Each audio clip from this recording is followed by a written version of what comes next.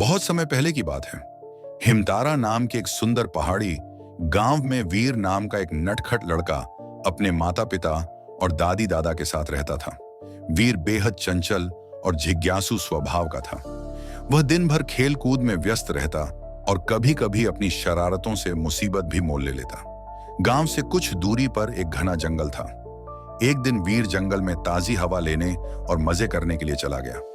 पेड़ों के बीच घूमते हुए उसकी नजर एक अजीब सी बांस की टोकरी पर पड़ी जो जमीन पर पड़ी हुई थी। देखने में तो वह एक सामान्य टोकरी लग रही थी, लेकिन वह असल में एक जादुई टोकरी थी। वीर ने शरारत में आकर उस टोकरी को पैर से ठोकर मारनी शुरू कर दी, जैसे कोई गेंद हो। टोकरी बिल्कुल हल्की थी, लेकिन उसमें कुछ रहस्यमयी बात जरूर थी। वह कूदती उछलती रही और वीर को कुछ अलग सा महसूस हुआ। उत्सुकता के मारे उसने टोकरी पर चढ़ने का सोचा। जैसे ही वीर ने टोकरी पर पैर रखा, वह टोकरी अचानक हवा में उड़ने लगी। वह सीधी आसमान के पार बादलों के ऊपर एक चमकते हुए महल की ओर बढ़ने लगी। थोड़ी ही देर में वीर खुद को एक भव्य और रहस्यमय महल के अंदर पाता है। महल बेहद सुंदर था। दीवारें सोने की तरह चमकती थीं और फर्श पर मणियों की तरह चमकीले पत्थर जड़े थे। महल में टहलते टहलते वीर की मुलाकात हुई एक लंबे चौड़े लेकिन दयालु दिखने वाले व्यक्ति से, जिसका नाम यक्षपाल था। वह महल के खजाने की रक्षा करता था।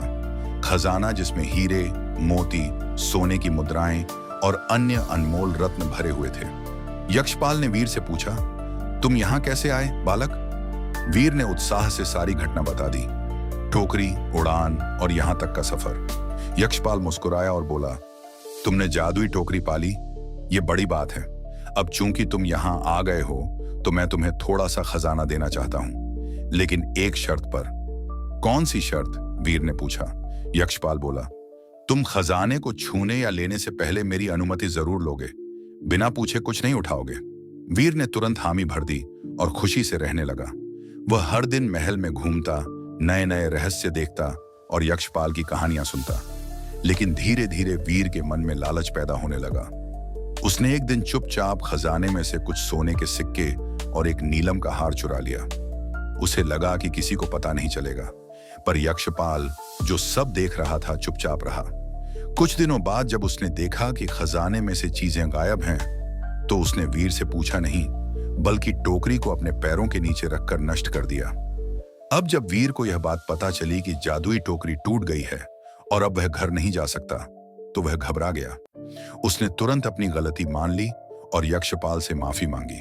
उसने सारे चोरी किए हुए गहने वापस किए और वादा किया कि वह फिर कभी लालच में नहीं आएगा।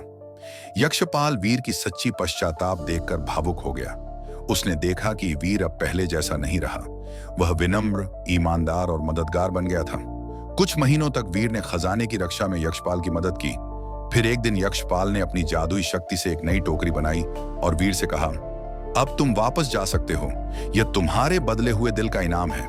वीर खुशी से टोकरी पर चढ़ गया और उड़कर अपने गांव हिमतारा लौट आया। अपने साथ वह कुछ रत्न भी लाया था, लेकिन अब उसका दिल बड़ा हो गया था। उसने वह रत्न गांव वालों के बीच बांट दिए, खासकर गरीबों और जरूरतमंदों को। गांव में अब वीर को सब एक समझदार और नेक लड़के के रूप में जानने लगे। वह बच्चों को ईमानदारी और सच्चाई की सीख देता और उन्हें बताता, लालच एक ऐसी आग है जो सब कुछ जला देती है, लेकिन सच्चाई सब कुछ बना देती है।